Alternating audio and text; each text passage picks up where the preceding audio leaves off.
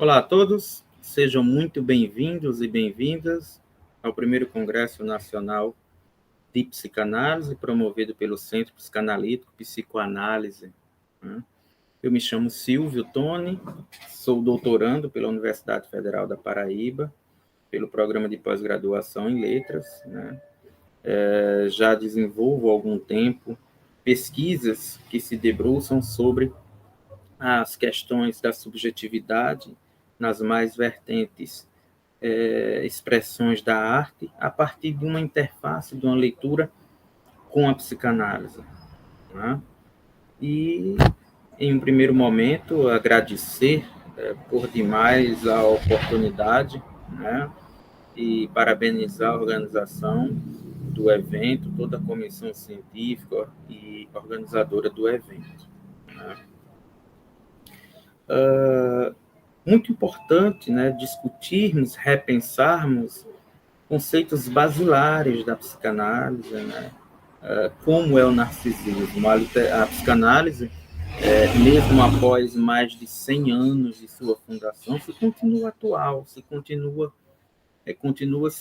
contemporânea, continua, assim como o inconsciente, né, que tem a característica de ser atemporal, a psicanálise e seus desdobramentos conceituais no que tange a observar, a pensar, a entender a subjetividade humana, continua atual. Então, é bastante interessante e bastante proveitoso esses espaços para discutirmos, né, conceitos psicanalíticos. Né? E a nossa proposta, sobretudo, é desenvolver uma leitura psicanalítica, né, a partir do mito de Narciso, presente na Metamorfose de Ovídio. Né?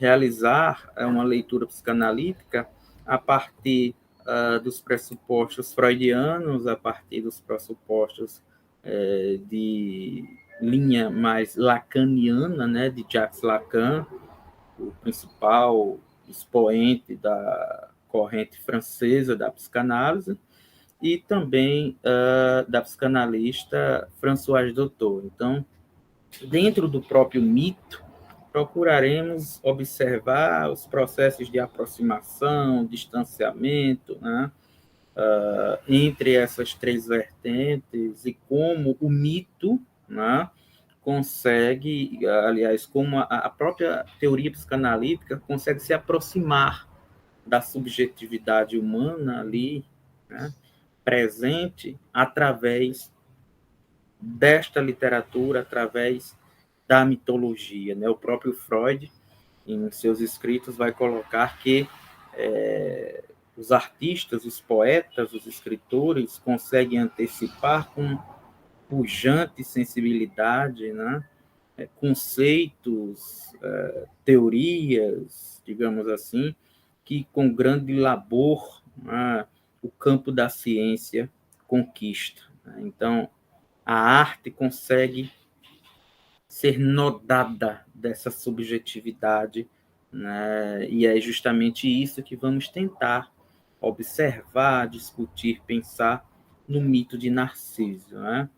E aí é bastante interessante pensarmos, por exemplo, né, nesse conceito de mito, né, a dificuldade de se conceituar o mito, né, antes de interrelacionarmos com a questão da psicanálise. Né? Então, nas primeiras organizações sociais arcaicas, no período homérico, né, o mito vem de mitos, né, a capacidade de narrar, né, de dar uma explicação, de dar uma lógica, de dar um sentido deste homem arcaico, né, que se confronta com as forças da natureza, né, com questões, inclusive, nossas atuais. Quem somos, para onde vamos, qual o nosso papel no mundo, né? O sentido das nossas relações com o meio que nos cerca. Né? Então, o mitos vem justamente trazer luz, uma explicação às angústias, às inquietações dos homens ou das sociedades primeiras, né? E a partir do século V, quando temos aí a ascensão da filosofia, da racionalização do conhecimento, mais voltado para uma comprovação empírica, mitos se distancia de logos, ou logos se separa, né? Se desenlaça desse mitos, né? Então, o logos vai ser uma racionalização de um conhecimento empírico comprovado, né? A partir do século V antes de Cristo, né? Por exemplo, a partir da poética de Aristóteles, o Aristóteles vai ver a questão do mitos muito mais voltado para um recurso estético, né? De criação estética. Já o Platão, por exemplo, vai ver no mitos uma questão de bastante preocupação, né, com relação à formação do homem grego, né, a formação do que chamamos, por exemplo, de paideia, né, como formar este homem grego a partir de narrativas, né, de deuses que muitas vezes não apresentam um modelo comportamental, né, digno de ser, na visão de Platão, de ser copiado, de ser ensinados aos jovens, né? Este homem grego precisa de bons exemplos, né? E muitas vezes as narrativas, na visão de Platão, as narrativas míticas não apresentam esses bons exemplos, né? Então teria que ser filtrado aquilo que deveria ser ensinado às gerações primeiras para a formação desta paideia, deste homem grego, né? Mas a gente, se observar direitinho, na Teogonia de Hesíodo, né, o mitos aí não se está dissociado do logos, né? As relações que Zeus, por exemplo, estabelece, as relações matrimoniais que Zeus estabelece, garante a Zeus, né, sempre essa perpetuação do seu poder, né, na liderança dos deuses olímpicos, né? Então, é bastante interessante pensarmos o mito, né, nessas conceitualizações, né? O mito numa concepção homérica, né, de um período homérico, né? E um mitos aí dissociado do seu logos, o logos mais voltado para a questão empírica, principalmente a partir do surgimento do pensamento sofista do século V antes de Cristo, né? É interessante também pensar que as tragédias gregas, inclusive a questão temos várias versões, né, de traduções, algumas Édipo Rei, algumas mais atuais Édipo Tirano, né? A tragédia grega em si, né, ela bebe dessa fonte oral da mitologia, né? O mito de Édipo, né, já existe muito antes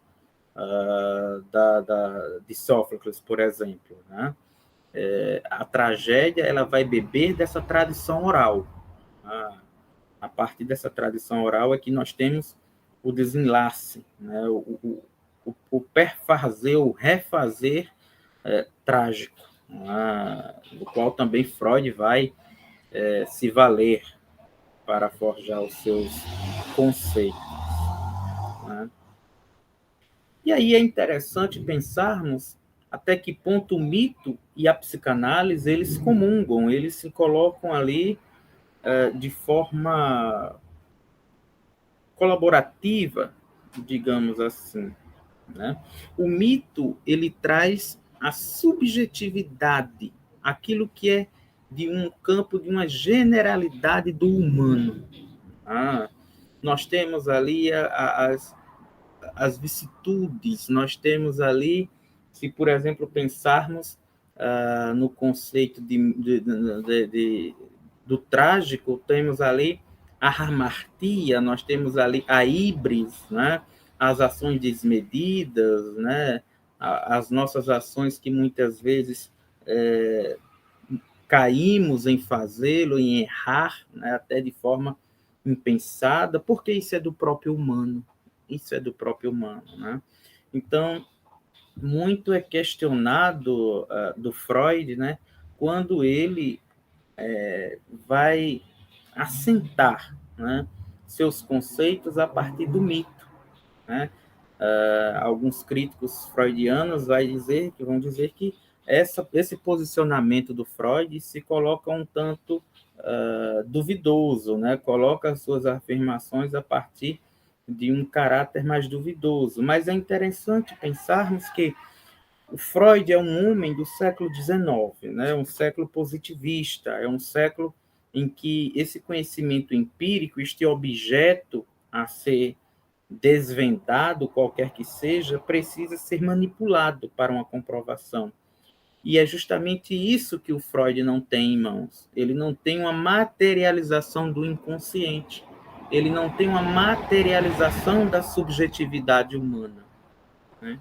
Então, muitas vezes, para demarcar um determinado fato, muitas vezes, para pensar, teorizar sobre um determinado fato, algo da nossa característica, da nossa subjetividade, o Freud recorreu aos mitos, né? E como não pensar esses mitos também como uma perspectiva de formação, né, da psique coletiva, né? Não é nosso intuito aqui enveredarmos pela psicologia analítica do Jung, né? Não é, né? Mas tanto Jung, né, como Freud, em certos momentos em sua obra, né, traz essa tendência de uma dotação ou uma herança filogenética, né, principalmente no que tange a essa herança herdada, né, coletivamente, né, que passa à instância da ontogênese, ou seja, fazer parte do próprio sujeito, né?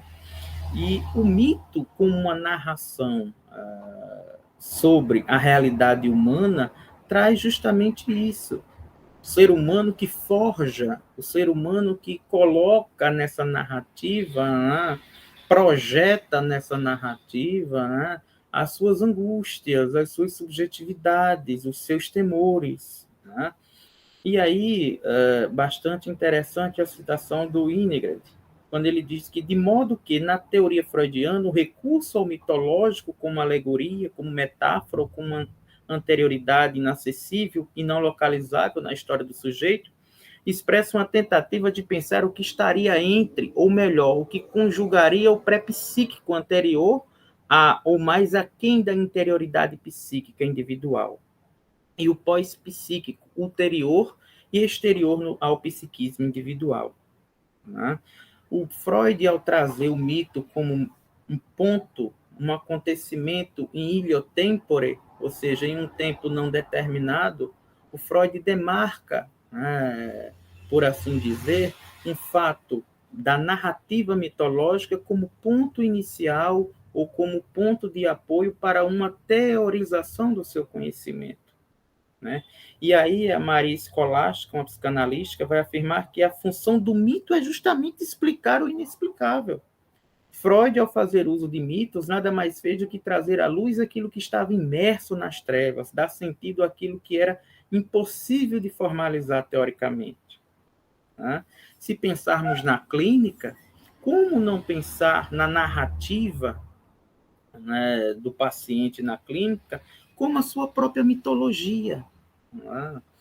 Esse discurso, o mito visto como discurso, também se equipara ao discurso do paciente, né, na clínica, né? O deslizar dos significantes, né, na construção de uma narrativa que expressa ali um sintoma, né? E aí, ainda o Inigrande vai dizer: eis o paradoxo do mito, que o torna tão especial e tão caro a Freud. É uma narrativa construída para explicar uma realidade ao mesmo tempo em que a cria, né? Então, em vários momentos da teoria freudiana, a mitologia se coloca presente, como veremos mais à frente, né? O tempo mítico e o tempo analítico, né? Se demarcamos o mito como uma narrativa que vai marcar um fato em um tempo indeterminado, né? Este conceito de mito também se equivale ao tempo da análise, ao tempo analítico, ao tempo construído ali, ou vivenciado, melhor dizendo, no set analítico, né? O mito consegue transportar, principalmente através do rito, o sujeito, o indivíduo, para o fato ocorrido em ilha tempore, da mesma forma que, no contexto do set analítico, né, esse tempo, na realidade, ele é atemporal. O conceito de inconsciente e sua atemporalidade faz com que o paciente reviva, né, ressignifique, através da sua própria escuta, mediada por um suposto saber do analista, né, a sua própria mitologia. Né? Então, nesse sentido, o tempo mítico, né, o tempo do mito e o tempo analítico, eles se aproximam de forma bastante satisfatória. Né? E aí nós temos apenas algumas, digamos assim, teorizações do Freud, né, que ele vai buscar na questão da mitologia. Né? Sabemos que o Freud era um amante incansável da literatura, como um todo, de uma forma geral. Né? O complexo de Édipo, por exemplo, né, um contexto colocado pelo Freud como o núcleo, né, das neuroses, é forjado a partir da tragédia de Sófocles. Né? E aí nós temos vários textos que trazem, por exemplo, a interpretação dos sonhos, a dissolução do complexo de Édipo, né? Temos referências diretas e indiretas em feminilidade, em sexualidade feminina, né? Que traz justamente essa comunicação entre o mito, entre o trágico, né? E entre a subjetividade ali teorizada pelo Freud. Né? É interessante pensarmos que no complexo de Édipo, aliás, na tragédia grega, né, pensarmos que não é apenas a possibilidade de estarmos no lugar de Édipo, né, e vislumbrarmos ou vivenciarmos as angústias de odiar o pai, matar o pai, até simbolicamente falando, e desposar a mãe, não é apenas isso que se encontra e que nos faz, psicanaliticamente falando, nos aproximar da tragédia. Né? Nós temos ali a harmartia, né? O exacerbamento, as ações desmedidas, né, da ação humana, né, que nos colocam também em pé de igualdade com o Édipo. Não é apenas o horror, né, o horror ao incesto, né, o horror que se faz horror justamente por ser infamiliar. Né, e aí vamos àquele texto do Freud, o infamiliar, né, no qual ele vai dizer que se algo nos choca é porque inconscientemente temos uma certa vivência, temos um certo reconhecimento daquela situação. Né? Totem e tabu também o Freud vai teorizar a partir do mito da horda primitiva, né? Do pai primevo, desse pai que goza completo de todas as mulheres, né? E que por os filhos levado pelo ciúme, né? Pelo desejo de ocupar o lugar desse pai, o mata, né? Esses filhos se reúnem e o matam, e a partir da morte deste pai é instaurado o tabu ao incesto, né? A partir da culpa, do remorso, né? Então, esse gozo completo é interditado. É interditado. Então, é a partir do mito, né, da postulação deste mito, que Freud vai instaurar as bases conceituais da interdição ao incesto, principalmente no que falamos pelo viés cultural, né? O sujeito ali atendendo a normas comportamentais para ser inserido na cultura. E mais além do princípio do prazer, um texto de 1920, Freud vai trazer mais uma vez a mitologia através das formulações dos conceitos de pulsão de vida, o Eros, e pulsão de morte, o Thanatos, né? Mais uma vez aí o Freud vai consolidar nesse texto essa distinção, esta oposição entre pulsão de vida e pulsão de morte, entre Eros e Thanatos, que se encontram desde os primórdios ali, embrincados na nossa constituição psíquica, né? É um texto que vai trazer reflexões bastante interessantes, principalmente porque é um texto que consolida a teoria das pulsões do Freud, né? Se em As Pulsões e Seus Destinos, né, Freud vai fazer uma oposição entre as pulsões sexuais e as pulsões do eu, né, as pulsões de autoconservação.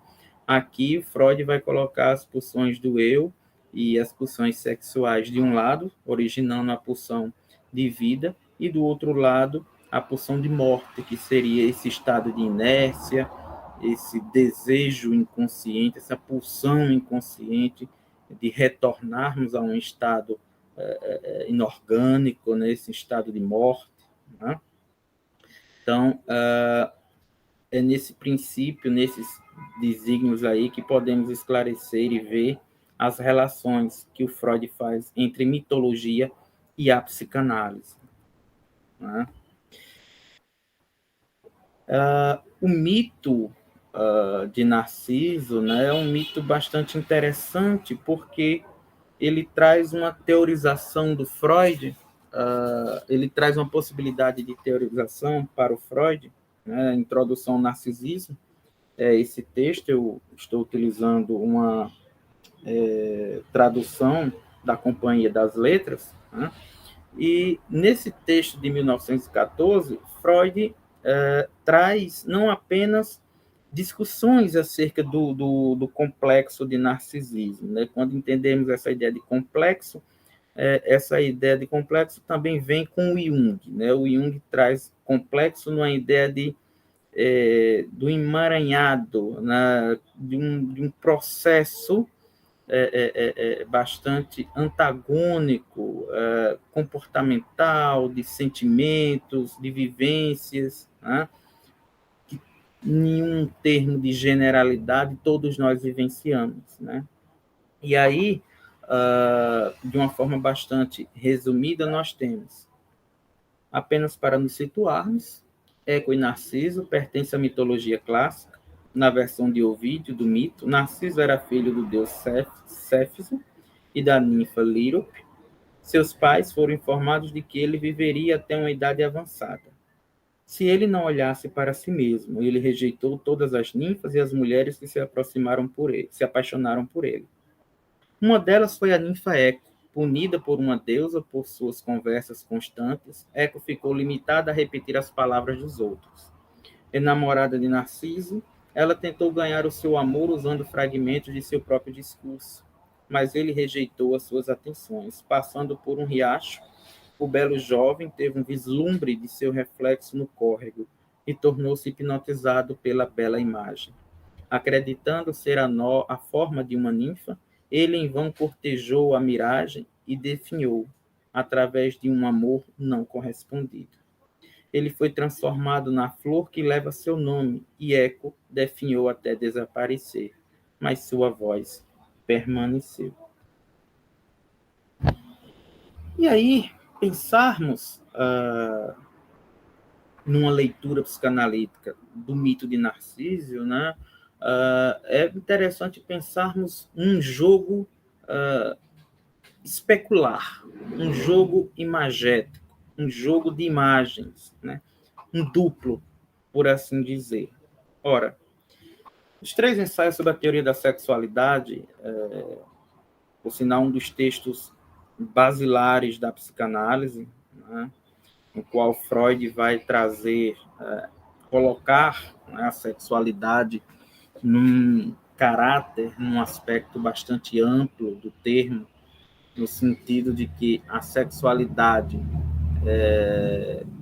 considerada normal, né, apresenta também muitos dos recursos, muito dos ensejos de uma anteriormente vista pela psiquiatria sexualidade patológica, principalmente no que tange às preliminares, né? Então, Freud vai trazer essa questão da sexualidade num conceito, num contexto mais amplo. A sexualidade como uma busca do prazer, né, que muitas vezes não se encontra reduzida à questão da genitalidade, né? E aí, nos 3 ensaios sobre a teoria da sexualidade, né, mais precisamente sobre o texto Sexualidade Infantil, Freud vai colocar os primeiros enlaços, né, da criança com a mãe, né, essa figura materna, né, a criança em seu estado primeiro, né, dependente, né, esse estado de ainda se adaptar, né, o próprio nascimento é uma questão trágica, né, o nascer é trágico, né? Ah, e aí, nessa relação com a criança, dos primeiros cuidados fisiológicos, nos primeiros cuidados de amamentar, né, a criança, ao se ver neste corpo, né, este corpo que é uma extensão também, se estende ao corpo materno, né, a criança vai ter essa ideia do seu duplo com a mãe, né? Freud coloca, por exemplo, que essa construção de ego, né, ela é construída a partir dessa relação com este outro, né? Diferentemente, por exemplo, de outras correntes, por exemplo, a Melanie Klein, que vai colocar que o ego ele já é uma instância, uma estrutura inata, né, psiquicamente falando, o Freud vai dizer que essa construção do ego se faz na relação com o outro, né? Em Introdução ao Narcisismo, de 1914, Freud retoma justamente esse termo, nessas questões de que a construção do ego se faz a partir da relação dessa criança com os seus primeiros objetos, né? Saindo dessa questão autoerótica, né? E aí é interessante. No erotismo, no autoerotismo da criança, nós temos um direcionamento libidinal para o próprio sujeito, né? Mas ali não temos ainda uma ideia de eu, de ego, né? Inclusive, o outro, esta mãe também faz parte de mim, né? E aí o Freud vai retomar essas questões e também vai dizer que na introdução ao narcisismo, né, esse ego também se constitui a partir deste outro, dessas relações com esse outro, né? Lacanianamente falando, né, falando em termos lacanianos, podemos pensar que essa relação aí, né, estamos num campo do imaginário, né? A criança é o falo da mãe, a mãe tem a sua completude, né, a sua identificação, como Freud vai falar em alguns textos, como sexualidade feminina e feminilidade, que uma das possíveis identificações com a feminilidade seria justamente a questão da maternidade, né? E aí nós temos aí a criança sendo o falo desta mãe e vice-versa, né? E aí, na passagem de Ovídio, podemos destacar o seguinte no mito. De fato, o filho de Céfiso tinha somado mais aos seus 15 anos e poderia considerar-se tanto uma criança como um jovem. Muitos jovens, muitas donzelas o desejaram, mas havia tão áspera soberba, em tão aprazível beleza, jovem nenhuma donzela lhe tocou o coração. Continuando. Ora, tendo visto Narciso a deambular por regiões isoladas, foi tomada de amores por ele e furtivamente segue-lhe os passos. E quanto mais o segue, mais próximo está da chama que arde, exatamente como inextinguível enxofre que reveste a extremidade das tochas é incendiada pela proximidade da chama, né? Então, podemos observar que nessa relação de Narciso com eco, né, é justamente essa metáfora mitológica que traz da mitologia de todos nós, né? Dessa relação com a mãe, dessa relação com este primeiro objeto. Né? E aí, o papel que a mãe faz em relação ao bebê, né, através de seus cuidados, deste olhar, desta constituição de ego, né, por meio dessa relação erótica, né, dessa relação imaginária, Eco também se propõe a fazer com Narciso, né?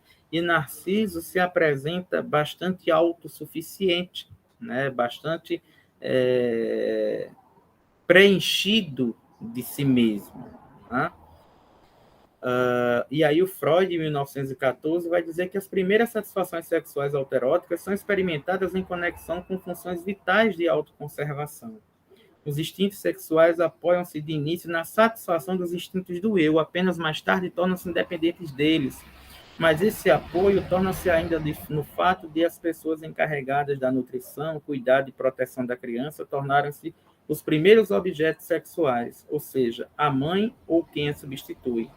Dizemos que o ser humano tem originalmente dois objetos sexuais, ele próprio e a mulher que o cria.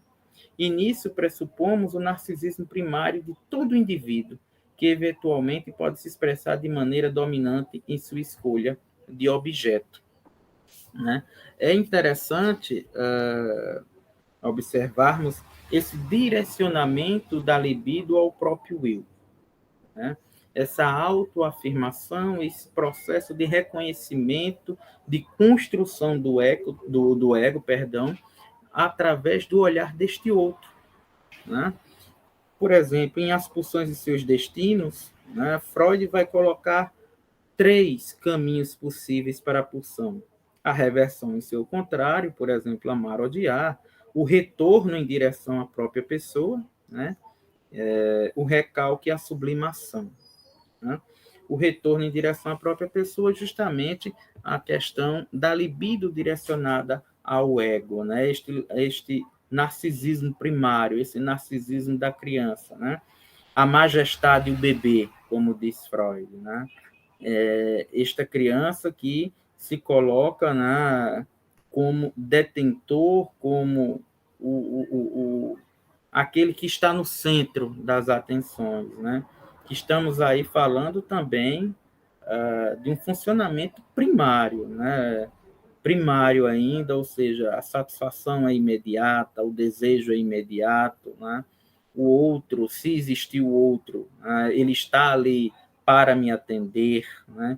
Eu me vejo no outro e o outro se vê em mim, então temos aí uma simbiose. Né?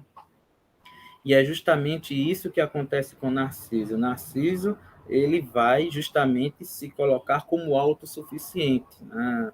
Ele não se coloca como detentor de uma falta, né? Ao contrário de Eco.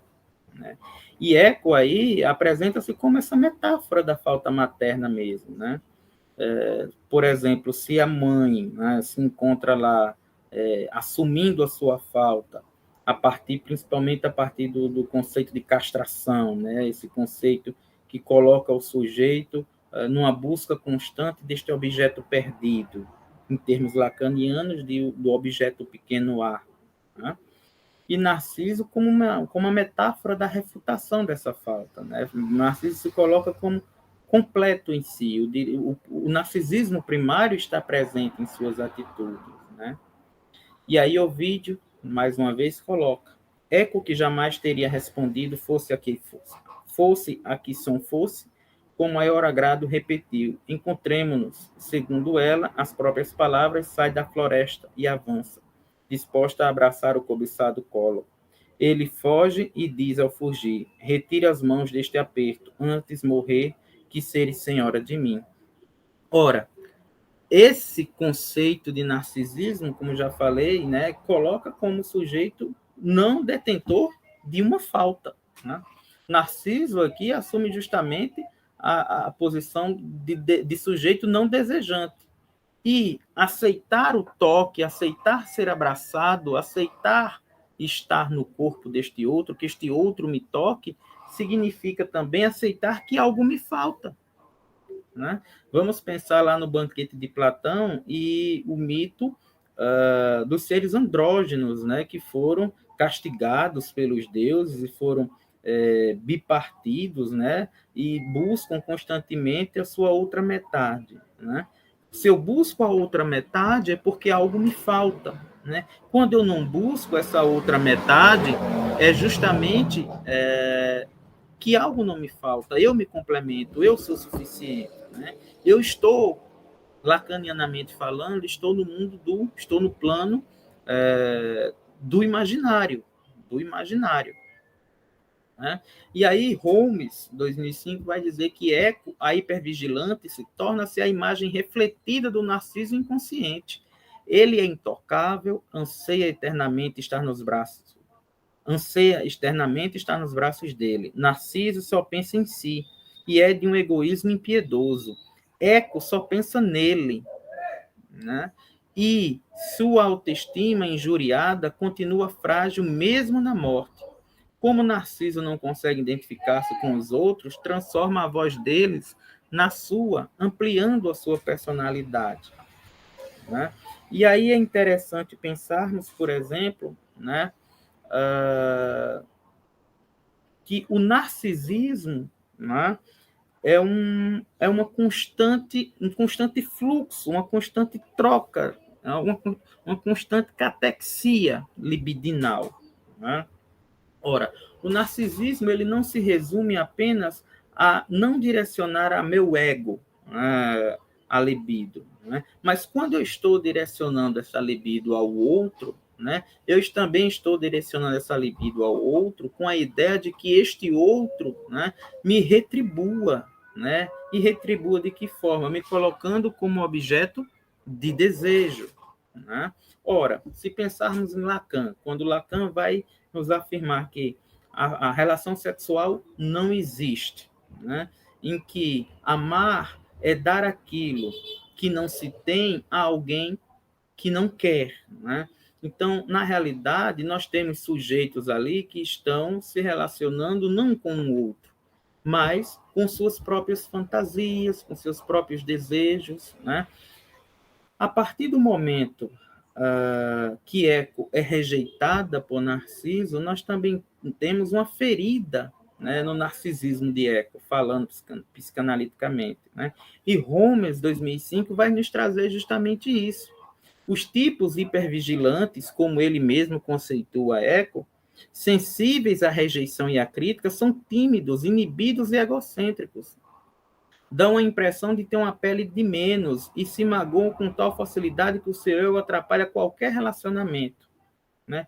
Ou seja, quando eu me direciono ao outro, né, eu estou me direcionando às minhas fantasias, a me encontrar neste outro, a me enxergar neste outro, né, numa perspectiva de que, ao me encontrar neste outro, eu tenho uma confirmação, né, do meu self, do meu ego criado. Né? Então, quando eu me encontro no outro, eu tenho uma afirmação deste ego criado, né, deste ego forjado a partir também das considerações culturais, de imposições de relações sociais, imposto também este ego construído a partir dos traumas vividos nas primeiras infâncias, falando freudianamente, discutindo. Nós temos também as ausências, os traumas, psiquicamente falando, nos primeiros anos, nas fases de desenvolvimento psicossexual da libido, né? A fase oral, anal, genital, aliás, fálica, perdão, por assim dizer, né? E aí, na minha relação com esse outro, eu busco me encontrar, eu busco sanar, né? Eu busco inconscientemente recuperar ou ser ressarcido desses traumas que eu tenho na minha atividade do desenvolvimento psicossexual nos meus primeiros anos de vida, né? Então, Eco também se coloca como um ser narcisista, né? A diferença de Eco para Narciso é que Eco consegue minimamente direcionar, né, as suas pulsões para outros objetos, né? mas esse direcionamento passa pela ideia de que este outro confirme eco como objeto de desejo. Ou seja, a catexia, o direcionamento libidinal vai ao outro, né? Mas, ao mesmo tempo, tende a ter um retorno para o meu próprio ego, para a minha construção de ego. Né? Ao caso de Narciso, que não, Narciso apenas se coloca ali como único, né? Como o único a ser direcionado à sua própria catexia libidinal. Né? E aí Freud, em 1914, vai dizer que, pois parece bem claro que o narcisismo de uma pessoa tem grande fascínio para aquelas que se desistiram da dimensão plena do seu próprio narcisismo, né? Ele vai falar que a criança, a sua autossuficiência, né, representa um fascínio para os pais, porque é justamente esse autonarcisismo, essa egocentricidade que outrora os pais abdicaram, né, e que agora vem na criança. Né? É justamente isso que fascina, essa autossuficiência, esse encontro, né, com esse narcisismo que outrora foi meu e agora eu vejo no outro, neste pequeno outro, vamos falar assim. Né? E é isso que justamente também encanta, né, que atrai Eco, né? Essa autossuficiência, essa inacessibilidade, como diz Freud aqui nessa situação, com relação a Eco, né? Eco necessita de estar no desejo do outro, né? E é justamente essa autossuficiência de Narciso que atrai Eco, nessa relação conturbada. E aí, na sequência, de acordo com o mito, surgiu entre os vários pretendentes rejeitados por Narciso uma que fizesse à deusa de Ramonte o seguinte pedido: Oxalá ame ele assim, assim não alcance ele a quem ame. Havia na região uma fonte de água límpida e cristalina, a qual pastores e cabras não tinham acesso. Diz a narrativa que um dia, após uma caçada, o belo jovem procurou refúgio para a sua fadiga, nas proximidades da fonte, local descrito por Ovídio como imaculado, inclusive pela luz do sol. Né? Então é interessante que no mito, né, os pais de Narciso, Céfis e Líripe, vão ao encontro de Tiresias, né, e perguntam acerca da longevidade, né, do filho. Né, e é comunicado a ambos que, se ele não chegasse a se conhecer, a se autoconhecer, viveria, né, viveria. Então, seu limite estaria até o autoconhecimento. Né? E aí, que autoconhecimento é esse? Né? Esse autoconhecimento, podemos pensar no próprio autoconhecimento do sujeito, do analisando na terapia. Né? A terapia analítica, o set analítico, ele vai funcionar justamente como este espaço de transferência em que o sujeito vai se reencontrar ou vai encontrar-se com o seu verdadeiro eu. Né? E a partir do momento que eu me encontro com o meu verdadeiro eu estou abrindo mão de um narcisismo que alimenta um ego construído para atender uma ideia de eu. Né? Uma ideia colocada por um superego. Né? A partir das minhas experiências traumáticas, infantis, né? Como já falei, no desenvolvimento psicossexual da libido, como postula Freud. Né? Então, conhecer-se a si mesmo é se destituir do seu narcisismo. Né? Assim como para Narciso, ele continuaria a viver na sua egocentricidade se caso não se conhecesse. Né? E aí, chegamos a uma ideia bastante interessante. Freud e Lacan, doutor, aproximação de distanciamentos acerca da imagem especular. O duplo entre Narciso e sua imagem. Agora saímos da ideia do duplo de Narciso e Eco, né? E estamos agora numa ideia de duplo, mas não o duplo Narciso e Eco, mas o duplo Narciso e a sua imagem especular. Né? E aí Ovídio vai trazer esse fragmento, essa passagem, Ao procurar saciar a sede, brota nele uma outra sede. Enquanto bebe, arrebatado pela imagem da beleza que é à vista, ama uma ilusão sem corpo. Crê ser corpo que é apenas água, extasia-se ante a si mesmo e fica imóvel. De rosto imóvel também fica hirto, como uma estátua de mármore de Paros. Então, nós temos toda a ideia de deslumbramento, de enamoramento de Narciso pela sua própria imagem. E aí, na perspectiva de Lacan, Lacan traz o seu texto O Estádio do Espelho como formador da função do eu, texto incluso nos escritos, né, de Lacan. Lacan tem uma ideia bastante interessante, né? Lacan vai dizer que as questões biológicas do corpo e psicológicas, psíquicas, melhor falando, elas têm influência na construção do ego infantil. Nesse sentido, Freud e Lacan se aproximam. Para ambos, a ideia de ego é uma ideia de construção. Este ego é construído, né? E é construído a partir de princípios totalmente desfavoráveis para a criança. A criança tem o seu corpo, né, fragilizado biologicamente, né, prematuro, inexperiente, nas suas estruturas fisiológicas, dependente deste outro que é a mãe, né?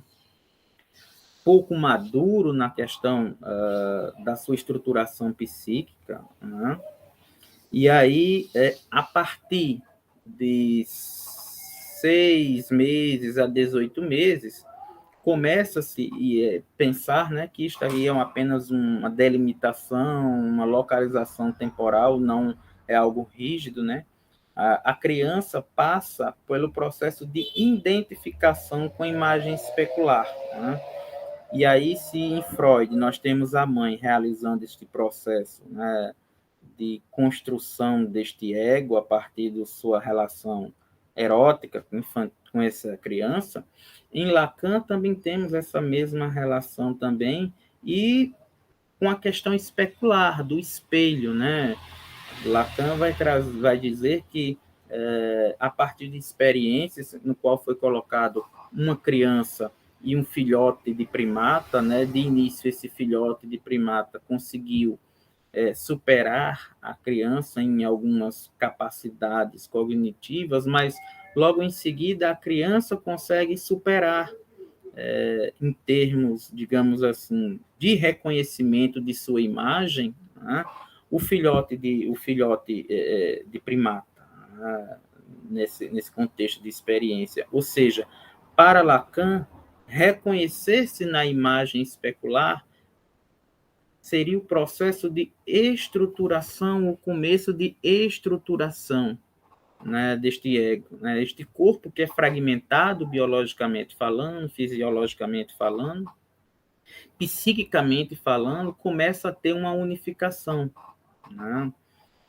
O reconhecimento da imagem especular como início da unificação do eu e processo introdutório da criança no campo do simbólico, né? Estamos ainda no campo da alienação, no campo do imaginário, né? Estamos ainda no campo das imagens, né?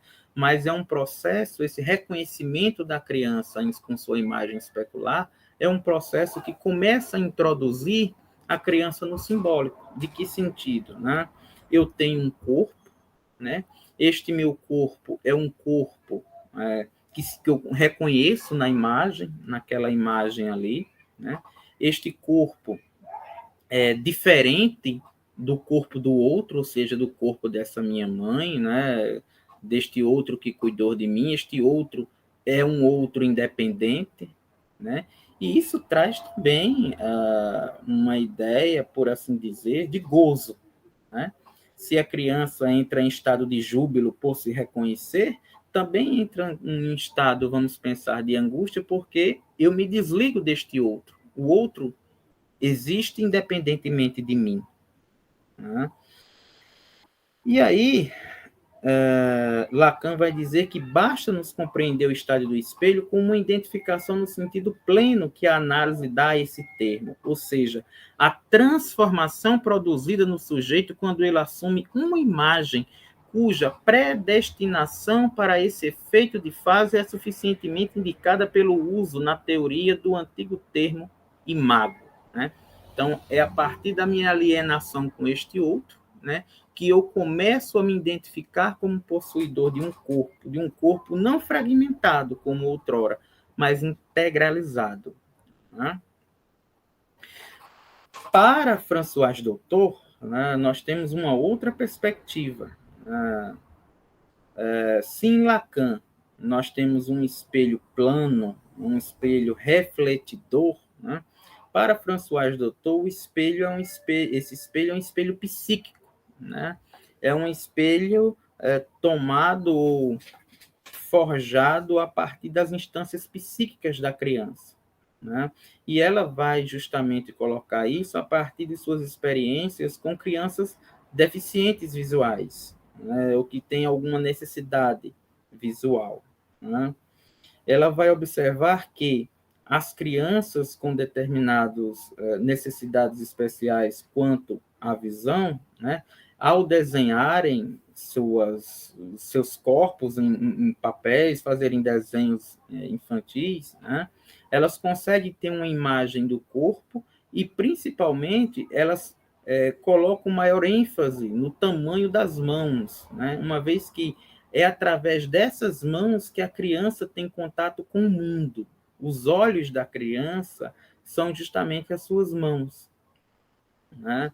Essas crianças cegas são dotadas de uma sensibilidade notável quando, por exemplo, elas modelam uma escultura.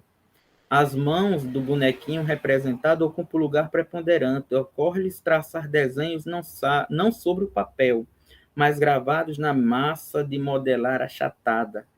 E eles obtêm, assim, com a mesma maestria que as crianças que veem, verdadeiras imagens do corpo projetado em seus grafismos. Ora, em suas esculturas, o tamanho das mãos é muito maior que nas modelagens das crianças que veem, e a razão disso é muito clara. É com as mãos que as cegas veem, é nas mãos que elas têm olhos. Né? Para François Doutor, nesse texto de 2008, é um texto bastante interessante que é desenvolvido junto com J.D. Násio. Né? O Násio de uma linha mais lacaniana, né? Mas a François Doutor traz essa contribuição para a literatura psicanalítica, né? A criança no espelho. Para François Doutor, a imagem especular, esse espelho plano, inclusive é algo angustioso para a criança, né? Porque a criança não tem uma imagem completa de si. A criança tem apenas uma imagem, uma parte do seu corpo, né? Enquanto a imagem psíquica formada do seu corpo, no seu aparelho psíquico, né? Ou no aparelho psíquico da criança, apresenta uma maior completude, né? Nós temos ali o formato do corpo, né? Em todas as suas dimensões, né? Então, nós temos uma diferenciação, né? Em Lacan, nós temos um espelho plano, refletidor, na qual a identificação nesse espelho, né, se coloca como um processo de construção do ego, né? E para François Doutor, nós temos aí um espelho psíquico, uma imagem psíquica do corpo, né? E o espelho plano visto como algo da dimensão da angústia, né? E que antes de contribuir para a construção, né, deste corpo, o reconhecimento deste corpo, ao contrário, o reconhecimento da criança ali, na realidade, para François Doutor, seria algo angustioso, porque na realidade ali não seria a imagem, não seria a criança, mas seria uma imagem, né? Melhor dizendo. E aí, nós temos um conceito de transitivismo, né, que o Lacan ele vai trazer justamente da psiquiatria de Vallon, né, que seria justamente quando uma criança de menor idade atribui a outra uma ação por ela feita. Né?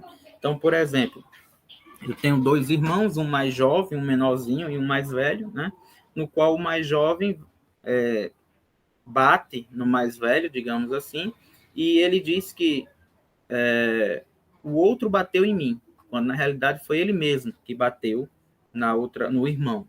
Né? Então seria o transitivismo, colocar ao outro, delegar ao outro ações que são minhas. Né? E aí é interessante como isso aparece no texto de Ovídio, né? Estendendo na erva, a sombra contempla com um olhar insaciável a enganosa imagem e morre vítima de seus próprios olhos.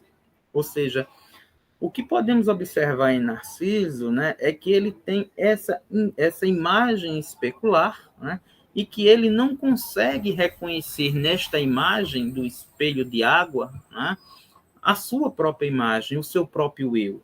Ele não consegue entender que aquela imagem ali é o seu próprio eu refletido. Né? Muito próximo daquilo que François Doutor vai dizer. A imagem do espelho não é suficiente para superar a fragmentação, né? Mas sim a imagem inconsciente, a imagem psíquica que o sujeito tem sobre si mesmo. Né?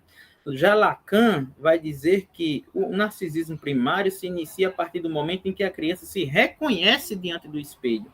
O eu ganha contornos e prenúncios sobre inserção futura na ordem simbólica e, consequentemente, na cultura. Então, nós estaríamos aí saindo de um estado do imaginário, né, e estaríamos entrando no campo do simbólico.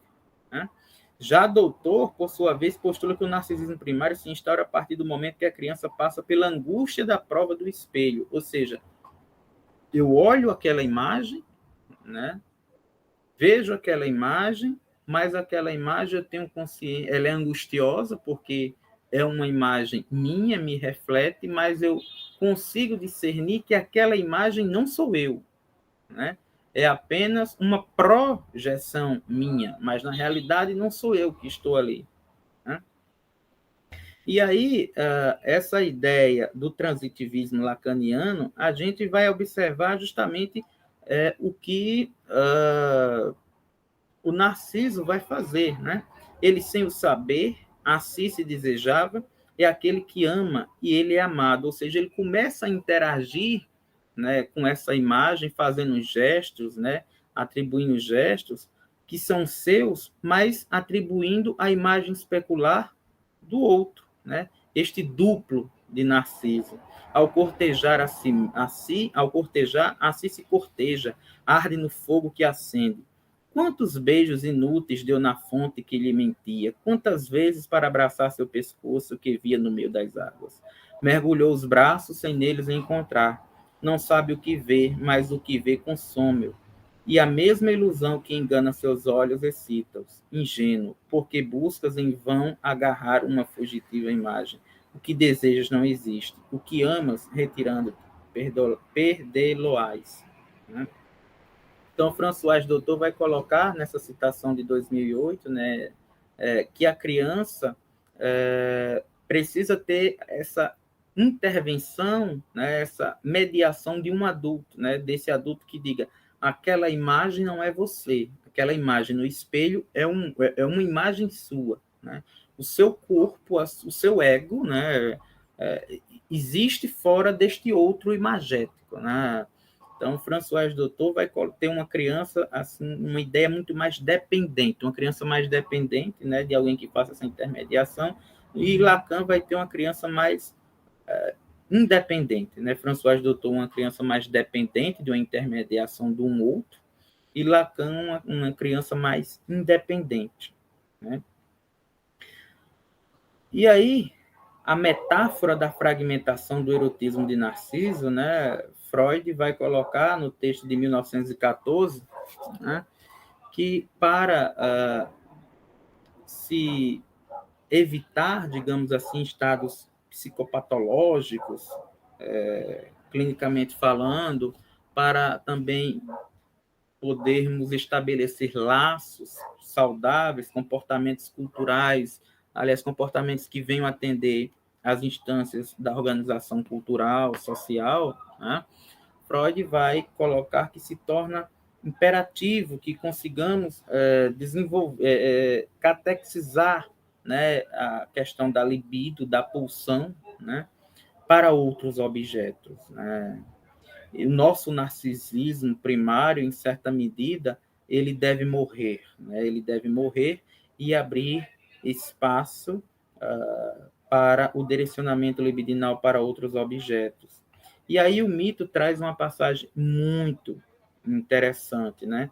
No lugar do corpo encontraram uma flor amarela com pétalas brancas, né? Então Narciso, diante de não conseguir, né, tocar este outro, né, enamorado de si mesmo, reconhece-se, né, naquela imagem, vê que aquela imagem, né, não é outro além dele mesmo, né?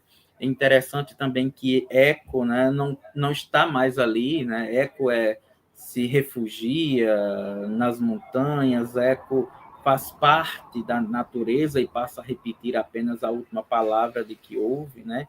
Diante dessa frustração de ser refutada, de ser rejeitada por Narciso. Então, Eco seria a única que poderia fazer essa intermediação, como François Doutor coloca lá, que a criança necessita de um adulto, né, para não se reconhecer nessa imagem do espelho, né?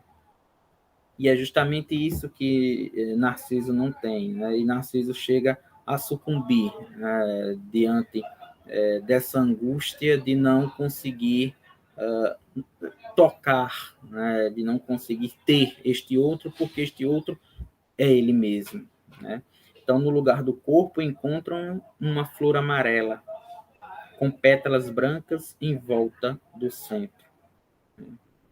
Então, no texto de 1914, Freud vai dizer justamente que devemos, em certa medida, obviamente, nos desfazer, né, desvencilharmos do nosso narcisismo primário, esse narcisismo voltado apenas para o próprio eu, né? E aí nós temos as ideias de eu ideal, ideal do eu, o eu ideal, aquilo que eu espero, o ego construído a partir de mim, né? E ideal do eu, o ego, a instância egóica, né, forjada a partir do outro, né, para atender necessidades do outro, a partir de uma alienação, né? E aí pensamos, por exemplo, na instância do superego, né, como uma instância representativa da cultura, norteadora, que vai cercear, né, as relações entre o ego e o id, né? E aí teríamos também a ideia de imaginário simbólico, né, a partir do momento que estamos direcionando, catexizando, libidinalmente falando, para outros objetos, nós estamos a partir do simbólico, nós estamos com outros significantes, outros objetos que estão recobertos pelo véu do objeto perdido, né, do objeto A, como Lacan bem coloca, né?